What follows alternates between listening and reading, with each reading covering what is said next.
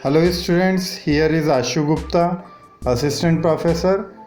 Again welcomes you all on the behalf of the Indraprastha Law College.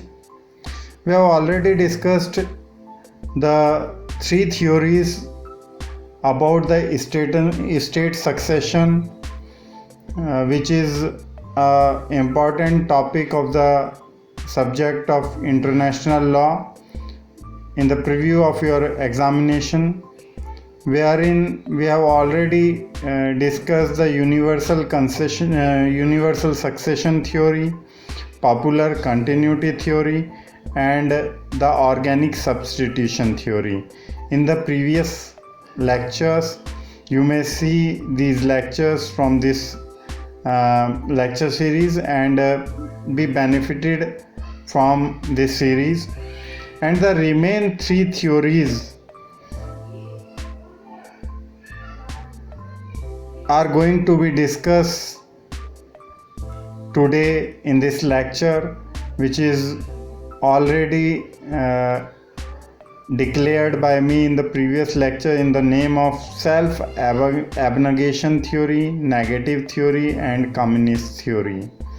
And before that theories, we have already concluded the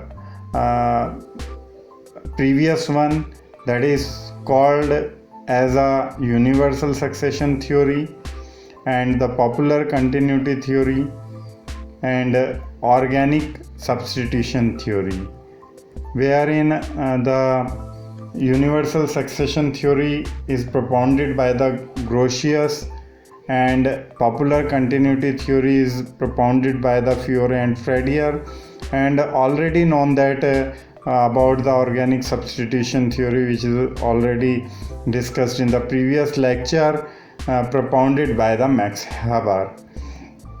Now in this today lecture we are going to discuss firstly the self-abnegation theory. If we talk about this theory according to the estate succession given under this subject of international law, basically this theory was propounded in 1900 by Jelinek. Basically it is propounded by Jelinek, international writer or the international jurist, and is another version of the universal theory of continuity. But according to the Jelinek, the successor estate agrees to observe the rules of international law and performs the obligation towards other estates created under them. Although this theory considers that the performance of the international obligation is merely moral duty of successor estate, but at the same time it gives the right to the other estate to insist upon the successor estate to perform the existing obligation. It means that if the successor estate refuses to accept, the other estates may even withhold its recognition or make the recognition conditional upon the acceptance of the predecessor commitment towards them. So that is the basic concept behind the theory which is propounded by the Jelinek in the name of self-abnegation, propounded in 1900. So clearly you know very well about that. And after that, if we talk about the second one, it is known as a negative theory. According to the negative theory, basically this theory was developed during the mid 19th or early 20th century, and after World War II, the jurists of Soviet nations started emphasizing on the right of self-determination and on giving complete freedom to the states to maintain their international relations. According to this theory, the successor estate doesn't absorb the personality of the predecessor estate. in its political and economic interest. And upon succession, the new state is completely free of the obligation of predecessor state. The successor state does not exercise its jurisdiction over the territory in the virtue of a transfer of power from its predecessor, but it has acquired the possibility of expanding its own sovereignty. So this is a part of negative theory conveyed in the subject of international law very well.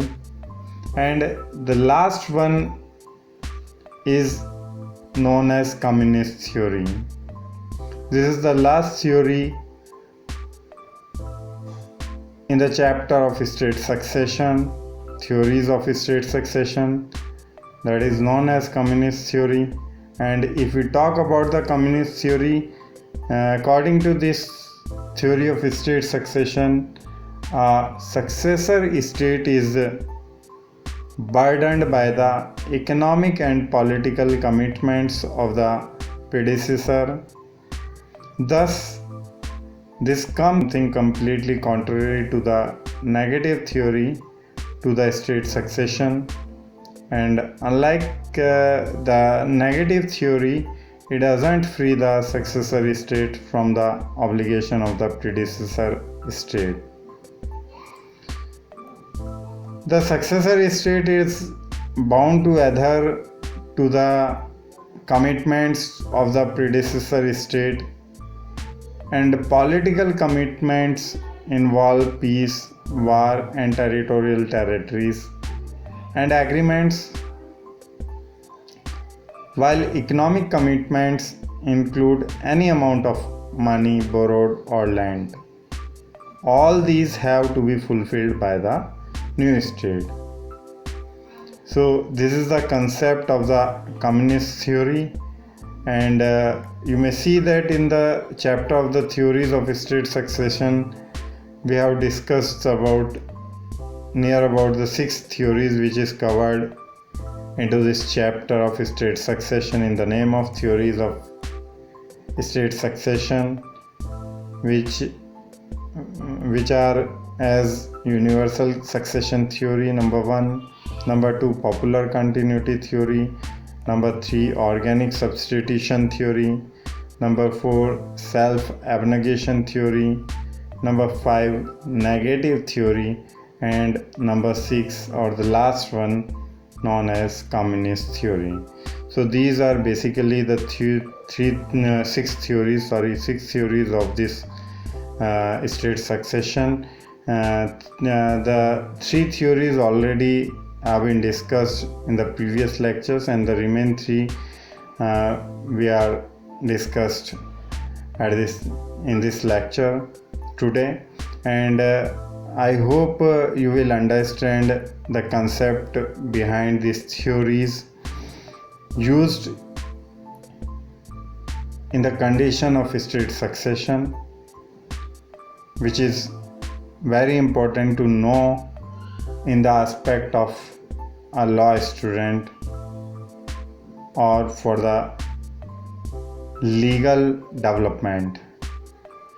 So that is the chapter which is covered today, and after that we will discuss about the rights and duties arising out of the state succession in the next lecture. So we will meet soon again in the next lecture. Hope you will understand it very well and acknowledge it into your notepad. Thank you very much.